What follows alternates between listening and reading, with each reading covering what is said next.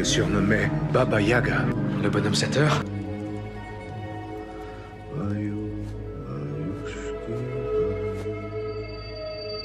Tu te rappelles l'histoire de grand-mère, celle qui parlait du croque-mitaine? Vous croyez pas au croque-mitaine?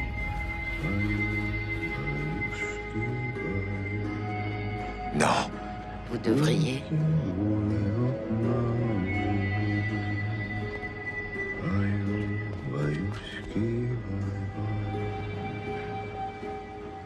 Refermez la porte.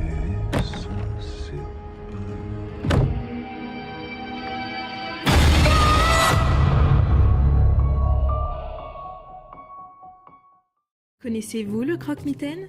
Cet être horrifique est brandi depuis des années comme une menace par tous les parents du monde afin d'éduquer leurs enfants. L'Igirak qui enlève les enfants et les dissimule à jamais dans le folklore inuit. Le bonhomme 7 heures ou Boogeyman au Canada. Le Bloody Bones aux USA. La Llorona au Mexique. La Cuca, une femme crocodile du Brésil kidnappant les enfants le soir s'ils ne vont pas au lit. Le Gagamou, cité aux enfants en Côte d'Ivoire pour les rendre sages et obéissants.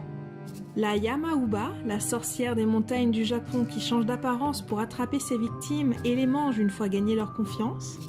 Le Drogen, démon norvégien utilisé pour empêcher les enfants de s'aventurer près de la mer. El Coco en Espagne. Le Uomo Nero en Italie. Le Manu, un loup-garou fantôme suisse. Der Schneider, le tailleur allemand coupant le pouce des enfants continuant à le sucer. Et enfin Baba Yaga, la terrible ogresse de Russie aux histoires fascinantes.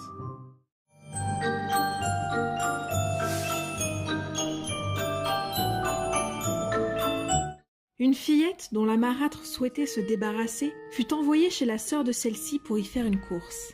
Mais méfiante, la fillette alla d'abord voir sa vraie tante, sœur de sa mère décédée, afin de lui demander conseil. Celle-ci lui révéla alors que son autre tante était Baba Yaga, et elle lui donna un ruban rouge, une burette d'huile, du pain et un jambon en lui expliquant comment les utiliser pour franchir les obstacles qui seront sur son chemin une fois chez l'ogresse.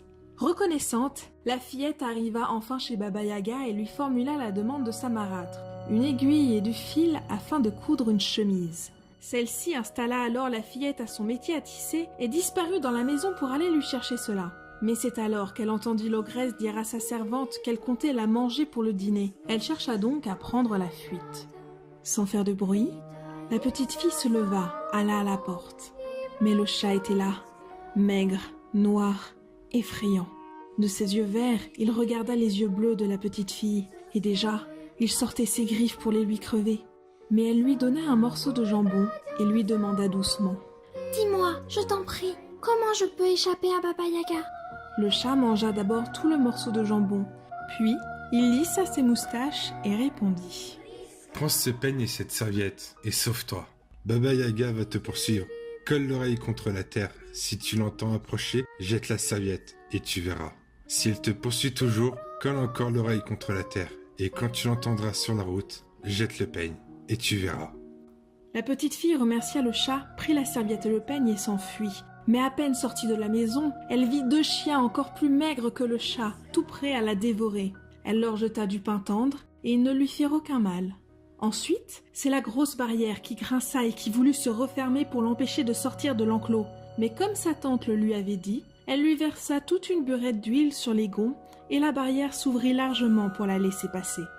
Sur le chemin, le bouleau siffla et s'agita pour lui fouetter les yeux. Mais elle noua un ruban rouge à son tronc et le bouleau la salua et lui montra le chemin. Elle courut, elle courut, elle courut. Pendant ce temps, le chat s'était mis à tisser. De la cour, Baba Yaga demanda encore une fois. « Tu tisses, ma nièce? Tu tisses, ma chérie ?» « Je tisse, ma vieille tante, je tisse !» répondit le chat d'une grosse voix. Furieuse, Baba Yaga se précipita dans la maison. Plus de petite fille. Baba Yaga siffla son mortier, qui arriva ventre à terre, et elle sauta dedans. Jouant du pilon et effaçant ses traces avec son balai, elle s'élança à la poursuite de la petite fille à travers la campagne. La petite fille colla son oreille contre la terre. Elle entendit que Baba Yaga approchait. Alors, elle jeta la serviette, qui se transforma en une large rivière. Baba Yaga fut bien obligée de s'arrêter. Elle grinça des dents, roula des yeux jaunes, courut à sa maison, fit sortir ses 3 bœufs de l'étable et les amena près de la rivière. Et les bœufs burent toute l'eau jusqu'à la dernière goutte. Alors Baba Yaga reprit sa poursuite. La petite fille était loin. Elle colla l'oreille contre la terre. Elle entendit le pilon sur la route. Elle jeta le peigne qui se changea en une forêt touffue. Baba Yaga essaya d'y entrer, de scier les arbres avec ses dents. Impossible. La petite fille écouta. Plus rien. Elle n'entendit que le vent qui soufflait entre les sapins verts et noirs de la forêt. Ce qui rend le croque-mitaine si marquant à travers les siècles, c'est sa capacité à incarner nos peurs les plus profondes. Impossible à décrire pleinement, il change en fonction des cultures, des civilisations, mais surtout des craintes résidant en chacun de nous, si bien que le croque-mitaine en devient l'être le plus terrifiant, toutes créatures confondues. Monstres créés par l'homme pour leurs enfants, qui feront de même pour leurs propres enfants. Peu importe notre âge, et aussi courageux pouvons-nous être. Nous avons tous peur du croque-mitaine.